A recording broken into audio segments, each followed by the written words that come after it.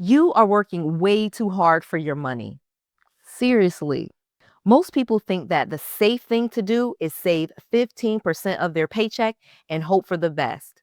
But I'm here to tell you, savers are losers. In 2026, with inflation eating your bank account alive, doing nothing is the fastest way to stay broke. I spent years teaching you how to build business credit and get real estate. But today, we're going deeper. I'm breaking down the 2026 Millionaire's Blueprint to Investing. I'm going to show you how to cut through the noise, avoid the AI bubbles, and build a portfolio that pays you while you sleep. If you want to turn your last name into an asset, you need to watch this until the end. Let's go. Noelle. Yeah, she can fix that. You gotta get it done, no, you need to do it better. Well, she can fix that, yeah, she can fix that. Investment to get back, trying to get a big stack. She can fix that, let's fix that. So excited to talk about investing for a beginner. So I just had to bring in my business partner with Golden Trinity Real Estate Group. Hello, John Raymond. How are you doing today? I'm doing great. I'm doing great. I'm really excited to be here and talk about investing today. Yes, we have gotten so many investors into Golden Trinity Group. Again, if you want to invest in this, go to invest.goldentrinitygroup.com. But we're going to talk about real estate investing for beginners because we're getting a lot of beginner investors. We're getting a lot of people saying this was the first investment in a crowdfund that they ever made. They're excited about some of the perks that come with it, that like they can stay in some of the properties, they get a free night, different things like that. And there's a lot of crowdfunds that have some benefits like that, where you get early access to apps, or you get early access to the properties, or you get early access to the event center, or whatever it is that you are investing in, you get access to it. And so, from our perspective, it is really awesome to have so many beginner investors that we had to make a whole video about this. So, let's get into beginner investor things. So, the first thing that people want to know is, why do I invest over saving? Because quick timeout. You know my story. I used to be broke, bankrupt, and living in my parents' basement. Today, I have a multi-million-dollar empire of real estate. And the biggest shift wasn't just working harder, it was understanding ownership. Back when I was struggling, I thought a good job was the answer, but a salary barely keeps up with inflation. I saw people who bought property 20 years ago or invested in the market consistently, and their wealth doubled while they were sleeping. Why? Because the economy rewards owners of assets, things like stocks, real estate, businesses, way more than it rewards employees. You know, you get money, especially if you're somebody that didn't grow up with money, you don't have a lot of money, you get a lump sum of cash. The first thing you want to do is hoard it somewhere. You want to put it in an account, you want to keep it, you want to log in and look at it, and see that number on the screen. You don't want to invest it because that seems riskier. But you and I know that that's completely wrong. So talk about that for a second. Yeah, I think, to kind of go back to history a little bit, right? Like we were all raised by a generation of people during the Great Depression and bank crashes and all of those things, right? So it was safer to keep your money at home. But the banks on a good day pay 1% interest, maybe 1.5% if you find a really high yield savings account. Inflation, they're saying, is 2.5%. So that means your dollar is worth 1.5% less per year by not investing. And so if you just hold that in the savings account or throw it in your mattress or anything like that, you're literally losing money every single year. Yeah. So like when I was broke and bankrupt and in my parents' basement, I definitely thought that. And that's one of the reasons I ended up in that basement. I wanted to invest, but I only wanted to do risky, crazy stuff that I saw on TV, which is obviously like flipping houses and one of the riskiest things that you can do. Yes, you can make a lot of money flipping houses, but it is definitely the riskiest of some of the different things that you can do. And so when I'm in the basement and I got this mindset, like, wait a minute, I've lost everything, and I start to be able to build, it was really scary for me, the thought of investing in myself, or still investing, or investing ever again. But I know unequivocally now that I'm the multi-million dollar empire, that if I would have had $1,000 then, it would be $800 now. What I could buy with $1,000 then, you can't even, you can only get maybe $800 worth of groceries. And we're saying inflation, but the cost of groceries, for example, we know is more than 3% inflation. So when you're just talking about just your buying power, you're losing money by just letting it sit and not earn money. Yeah, absolutely. And if you just let it sit, your buying power continues to go down over time, and inflation is going to continue to go up. The prices of goods are going to go up. And we could get into a whole like economic talk here, but if you don't actively try and deploy your capital into some kind of investment vehicle where you're outpacing inflation, you're going to constantly be losing I money. agree. I agree. It's basically the analogy would be it's like a leaky boat. You know what I mean? It's a hole in your boat. If you just let the money sit and it's not earning anything, it's just slowly dripping out and it's slowly losing value. So the first thing, number one, we always say every person should have some investments in the stock market. Okay, so that's number one. So if you're a beginner, the easy answer is to invest in the stock market, but not buy stocks. Quick timeout. If you are trying to decide whether you should be investing in Tesla or Nvidia or whatever the next tech superstar is, I want you to buy the whole basket. This is called an index fund. Specifically, look at the S&P 500. This is a basket of the 500 largest companies in the US. Apple, Microsoft, Amazon, they're all in there. Historically, this index returns about 10% per year. Okay, back to this. Talk about that for a second, because people say, I'm like, don't buy stocks, but invest in the stock market. And they're like, what? I think the thing that a lot of people do, right? Like you just hear you should buy this stock or you should buy this stock, and they get advice from neighbors and people, and I don't want to say they're uneducated, but they don't know the full size and scope of what the stock market is all about. So individual stock is usually priced based off of a ton of underlying information, fundamentals, so on. And so I think for most beginners, something that would be smart to do would be to do an index fund or something that's spread across a bunch of different companies instead of, the old saying, never put your eggs in one basket.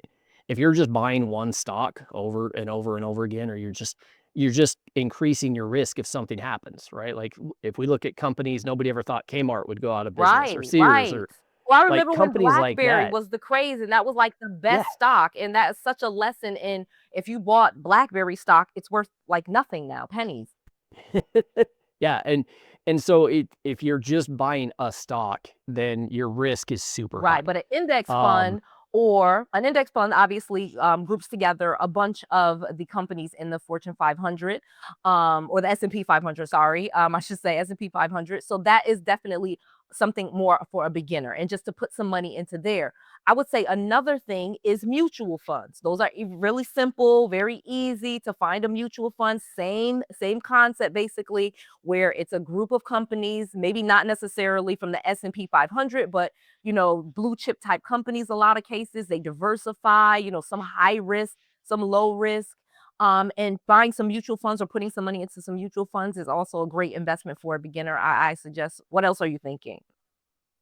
no, I think that's a good way to do it too, is again, you're diversifying risk across an asset class instead of a single individual company or anything Right, like because that. if you're in a single And then, individual company too, you're in one industry. And that was the dot-com bubble. If you're all invested in this one thing, then even sometimes the whole industry going down can really take things down, or just one piece of yeah, yeah. news or media. But I will say this. Let's talk about this, because this is a big beginner mistake that happens all the time, is selling the stock because some news happens. Do not do that. Don't just sell your stock. It's just like people that run, oh, the market, I'm going to sell my property because the market, no, or oh, they gave me a special assessment, I'm going to sell. No, don't do that. Do not just get rid of your assets. Remember, when you have a share in a company, some stock, you have a small piece of ownership. You have equity in that company. That's really what you bought. And in many cases, you have dividends that can be paid to you, where they're paying you out some money quarterly or annually with their profits, almost like a profit share to their shareholders. So that is really where individual newbie beginner investors you really got to go there. Yeah, the best thing you can do is set it and forget it. Because a lot of people will check it every single day, and if it goes down just a little bit, they freak out. I think in investing, you find a lot of demons in yourself. And the historical thing about the real estate market going up 12%, so you would have averaged 12% returns over the course of time. But that's only if you didn't sell. If you sold when the crashes happened, You you would have lost you so would have much lost a ton money. of money. Yeah, exactly. And Yeah. I tell people that was like I can't, but what I know now, I'm almost like, wow, wait a minute. I gave up all of that and went to my parents' basement, which I needed to do because I needed to humble myself and get some education about me. But at the same time, I'm like, I wish I would have met a me now, someone that could have, taken over the payments, or, someone that could have, leased the property out or something. So many things investors can do with creative financing that I would have not gone into foreclosure, that I wish I would have known then. However, that opportunity still exists for you to invest in that through things like Golden Trinity, as an example, where we find, properties that we can fix and flip, properties that we could wholesale, properties that we can have as rental properties. And you can invest in that type of thing, for example, at Golden Trinity Group. So you could go to invest.goldentrinitygroup.com. Just a small investment would get you in, and you would have ownership in our company the same way you would have ownership in, another company that you buy shares in. Only we're not publicly traded, but we have been through the SEC, the Securities and Exchange Commission, as have other crowd funds. So there are other real estate crowd funds. I want to make that perfectly clear. When I say Noelle Randall says invest in Golden Trinity Group, that's me and John's real estate group and our crowd fund that we have. And you can go there, invest.goldentrinitygroup.com. However, there are lots of companies like this that you could invest in and have ownership in real estate and be a part of that 12% appreciation. Think about that 12% over a period of time, that your money's just growing, and you didn't have to do everything. You didn't have to go get mortgages. You didn't have to fix and flip the property. You didn't have to go through all of that risk. So there's so many more opportunities for newbie investors to get involved, that you got to. So one other quick point that you made, I'm gonna let you go into this a little bit more, is you said you got to automate. Talk about that for a second. Yeah, I think the biggest thing is that people, they put a little bit in and then they just like, okay, that's all I'm ever putting in. The way to grow that is to just put a little bit more in whenever you can, as much as you can, like as quick as possible, to try and build up that nest egg. There's an old analogy about golf. And if you take and you only bet $1 on the dollar or a penny on the first hole, that by the time and it doubles every hole, by the time the game is finished, the final hole's like $18,000. So that's the power of compounding and putting money back in and getting those returns. Like, set it, forget it, and do something so that you're constantly putting a little bit money in, so that it's not taxing on you, but also at the same time, that's how you grow that. You can't just put in one little amount and be like, that's it, I'm done. Exactly, I'm good. exactly. I'll And be in good forever. today's technology, you could have a brokerage account. I'll give a link in the description box to Charles Schwab. That's mine. And again, I don't get any money for that or anything like that. And you could just automate where $25 goes towards buying an index fund, or towards a stock, or towards a mutual fund, or towards an ETF. We didn't even talk about that, exchange traded funds, because I don't necessarily think that may be the first place for a beginner. We're really talking about if you're a beginner investor, where you should be. And of course, that is in index funds, mutual funds, and maybe even some small crowd funds, so that you actually have access to your investment. Um, Another one people ask about is gold. What are your thoughts, before we end this video, on newbie investors investing in gold, silver, or Bitcoin? I think those are markets where there's a lot of material out around them, right? But if you don't know those markets and you don't closely monitor what they're doing and what they hold, I think that's a later on investment after you become a little bit more sophisticated.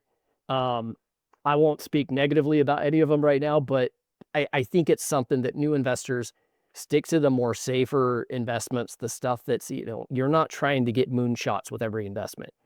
I think that's what a lot of people think is, well, if I just put $100 into this cryptocurrency and Right, I'm gonna and be I'm going to rich. make $1 billion, And exactly. those stories are so few Yes, and far that's between. not where, that's And not investing, that's yeah, gambling. And again, be really it's, clear, yeah, this is not like, oh, if I put this money in, I'm gonna hit. No, it's growing over time. So even if we say invest in a crowd fund, let that company build. Basically, if you're investing in a crowd fund, you're investing in a startup. It's gonna take time for that company to start making money and for your money to grow. So that is going to be the key.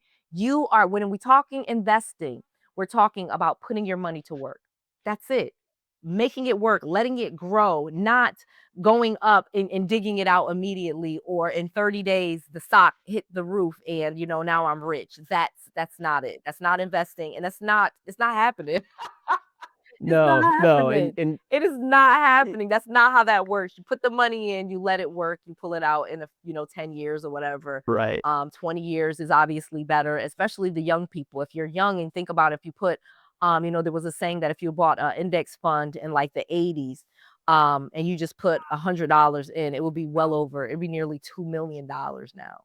2 million. Wow, Like that's that's insane, insane. but that's 40 years. So again, the more Yeah, you let it compound, time. the more it can grow. So, all right, Yep. again, if you are looking for an easy investment, a newer investment that you would have access to the property, tangible real estate, go to invest.goldentrinitigroup.com. It is a real estate investment group that we have. It's a crowdfund. It's already been vetted through the SEC, and we have some amazing benefits. Just for investing, you can actually email me, and I will send you a free gift.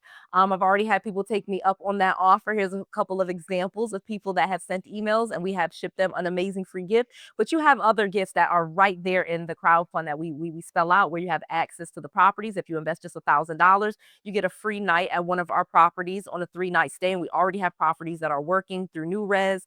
So you have access to that. You get access to our meetings and our parties, and we have some amazing things planned. So again, invest.goldentrinitigroup.com. Go there right now. This opportunity will not be around forever. Once the fund is full, we will be closing it out, and that is going to be it. So you want to make sure you can take advantage of this opportunity today. Put the money in, start investing, and let us get to work and enjoy your investments grow. So invest.goldentrinitigroup.com. Just want to make sure that you have all of the knowledge, all of the tools, and all of the resources that you need to be successful. This is Noelle and John to your success. Let's fix that.